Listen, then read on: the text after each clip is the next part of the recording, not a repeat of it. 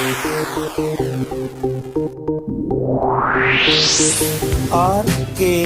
स्वागत है दोस्तों आपका एक बार फिर से हमारे YouTube चैनल RKB कैंफी वीडियोस में।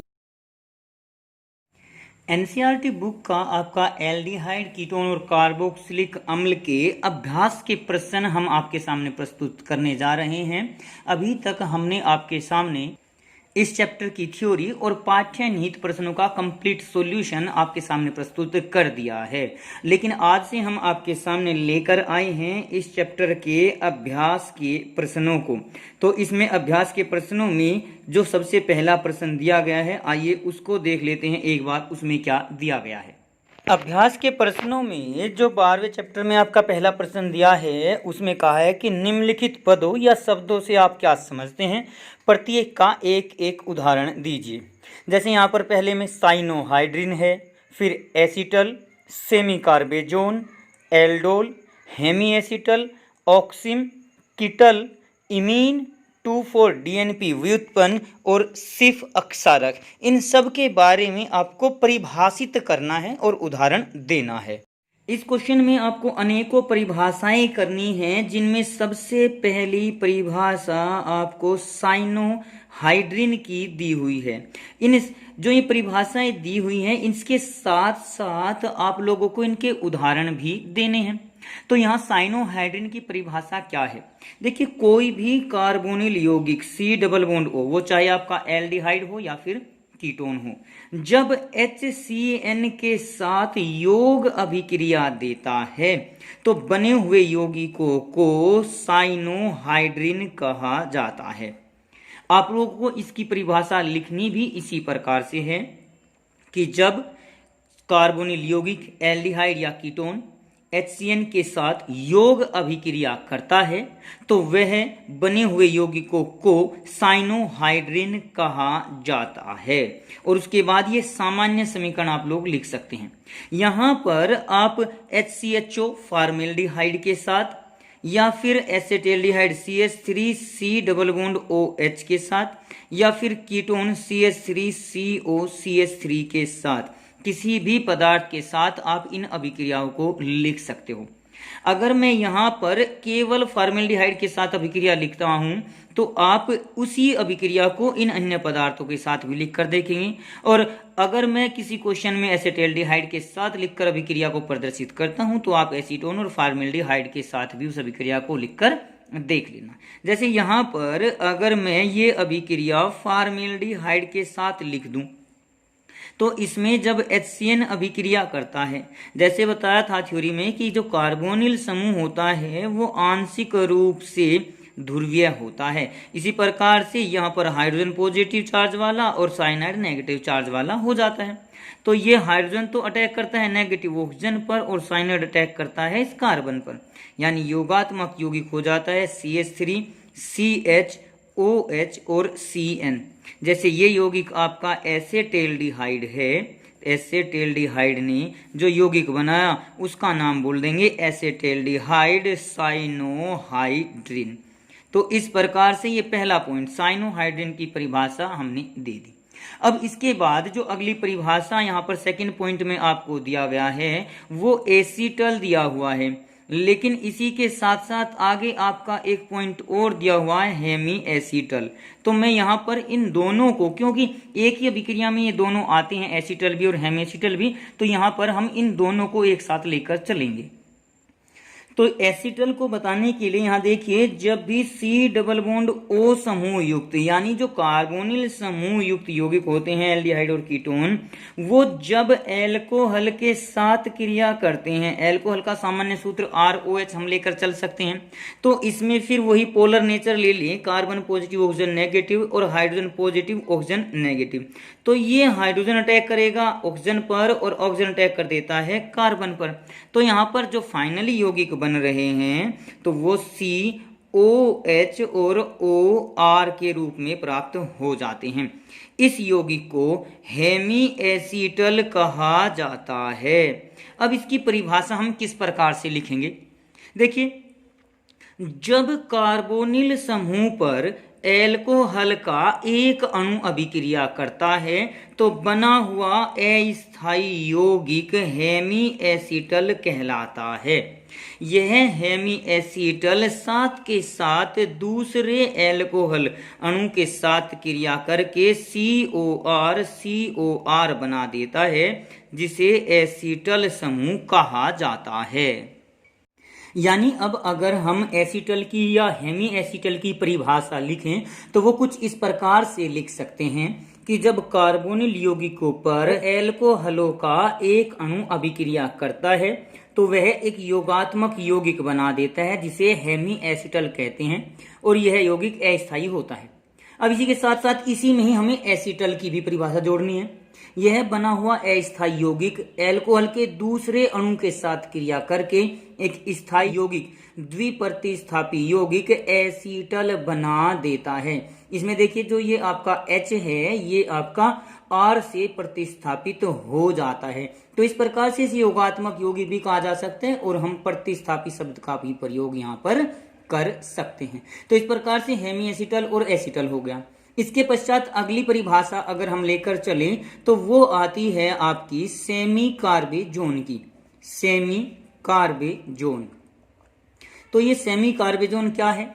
देखिए जब कार्बोनिल समूह की अभिक्रिया अमोनिया NH3 के प्रतिस्थापी NH2Z के साथ कराई जाती है तो हमें एक प्रतिस्थापी यौगिक प्राप्त हो जाता है। अब इस Z के स्थान पर हम अलग अलग समूह रख सकते हैं। उन समूहों में ही अगर हम यहाँ पर NH2 NHCO NH2 रख दें, एक्चुअल में NH2 होता है हाइड्रोजन, लेकिन यहाँ पे NH2 NHCO NH2 इसको लिया जाता है तो ये होता है आपका सेमी कार्बेजाइड। और जब ये सेमी कार्बेजाइड किसी भी कार्बोनिल यौगिक के साथ अभिक्रिया करता है तो जल का अणु त्याग देता है और जो प्रतिस्थापी यौगिक बनता है उसी को हम सेमी कार्बेजोन कहते हैं। Semi carbazone. यहाँ पर ये किस प्रकार से लिखा जा सकता है, एक बात ध्यान रखनी है। यहाँ NH2 ये है और NH2 ये भी है, तो किस NH2 का हाइड्रोजन यहाँ पर प्रतिस्थापी होगा उसको हमें ध्यान से देखना है। देखिए जब CO समूह के साथ NH2 जुड़ा हुआ हो तो इस पूरे समूह को एमाइड समूह कहते हैं। ये केवल NH2 समूह नहीं है, ये NH2 समूह है। एमीन समूह का ही हाइड्रोजन यहाँ से प्रतिस्थापित होगा। तो इस NH2 CO NH2 को निकालने की आवश्यकता नहीं है। अगर हम इसकी संरचना को बनाएं तो कुछ इस प्रकार से NH2 NH C double bond O NH2। देखिए यहाँ भी NH2 बनाया हमने, यहाँ भी, लेकिन यहाँ जैसे ही ये CO के साथ जुड़ गया तो ये एक एमाइड समूह हो जाता है। इसके द्वारा प्रतिस्थापी हमें नहीं बनाना है, वो हमें केवल इस NH2 से बनाना है।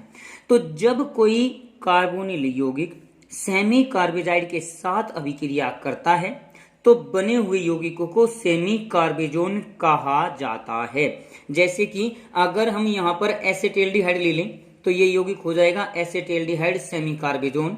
अगर हम यहाँ एसीटोन ले लें तो ये हो जाएगा एसीटोन सेमी कार्बेजोन के रूप में। अब इसके बाद हम नेक्स्ट टॉपिक लेकर चलें तो वो आ जाता है हमारा एल्डोल।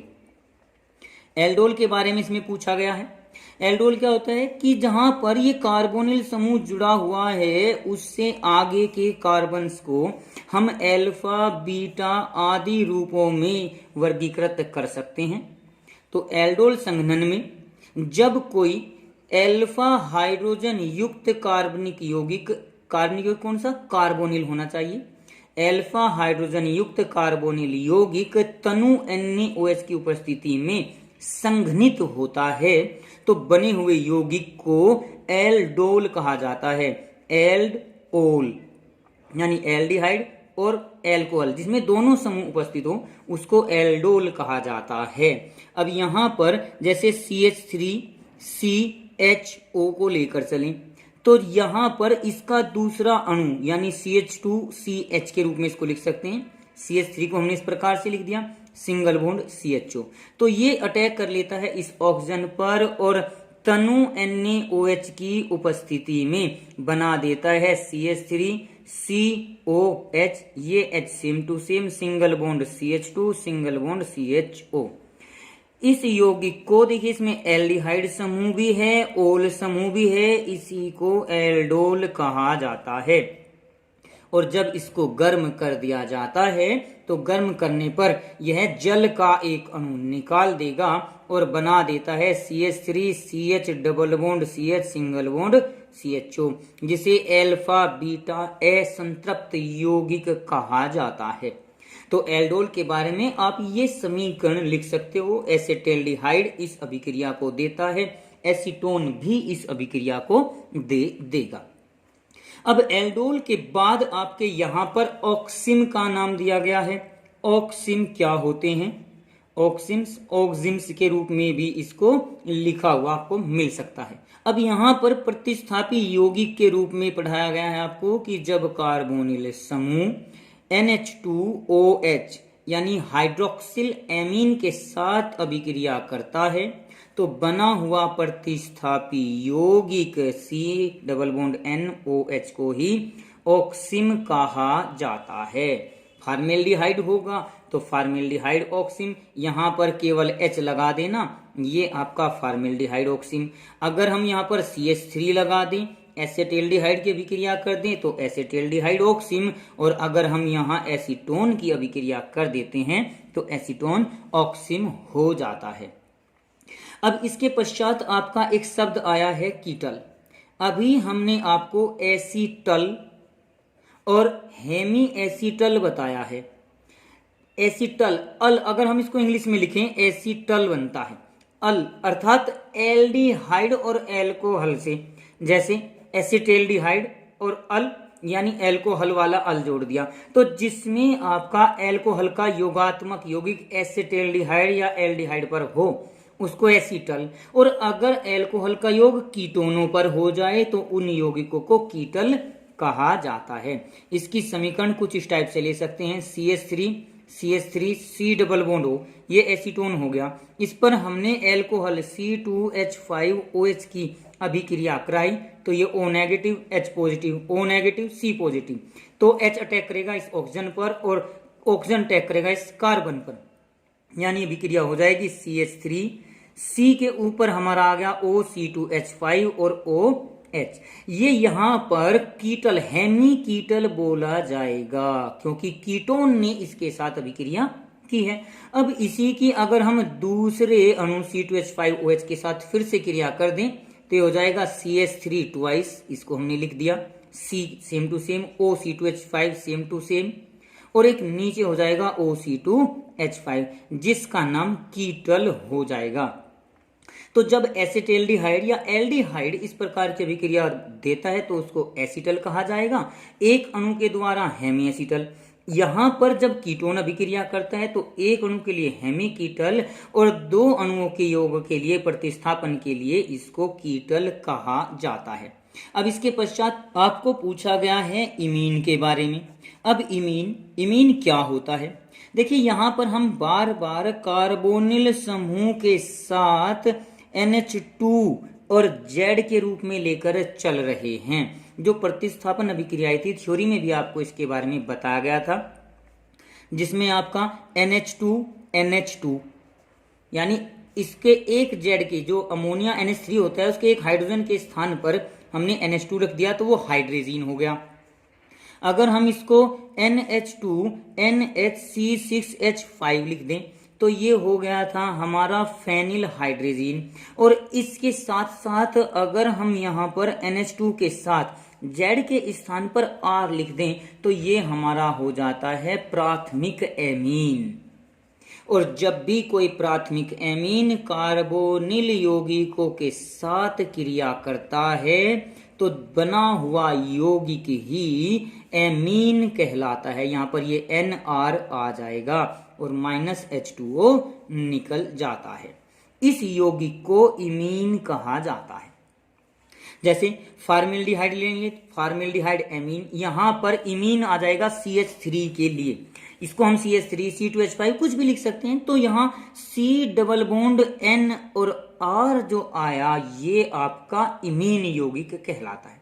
लिखेंगे भी इसी प्रकार कि जब कार्बोनिल समूह प्राथमिक एमीन के साथ प्रतिस्थापन अभिक्रिया देता है तो बने हुए C डबल बॉन्ड N युक्त यौगिकों को इमीन कहा जाता है। सिम इसी आधार पर आपका अगला 2,4-DNP टेस्ट भी दिया गया है। और 2,4-DNP क्या होता है? जब ये NH2NH और C6H5 पर 2 NO2 जुड़ जाएं और ये हो जाए NO3 के लिए यहाँ H3 आ जाता है। इसकी स्ट्रक्चर कुछ इस टाइप से ली जा सकती है, NH2NH C6H3 के रूप में, एक NO2 तो दूसरी पोजीशन पर ऑर्थो पर और एक पैरा पोजीशन पर। यहां से देखिए तो दूसरी और चौथी पोजीशन पर जब NO2 होता है तो इसको बोलते हैं 2,4-डाइनाइट्रोफेनिल हाइड्रेजीन। तो इसी को 2,4-DNP भी कहा जाता है। और केवल जो आपके कार्बोनिल यौगिक होते हैं वो इस अभिक्रिया को देते हैं, यानी यहां पर C डबल बॉन्ड O इसके साथ अभिक्रिया करके H2O निकाल देता है और बना हुआ यौगिक C double bond N single bond NH और ये बेंजीन रिंग पर आपके दोनों NO2 इस प्रकार से जुड़े हुए रहते हैं। ये 2,4-DNP परीक्षण बोला जाता है। अब अंत में एक और आता है, इसके लिए सिर्फ बेस या सिर्फ अक्षारक, ये किसे कहा जाता है?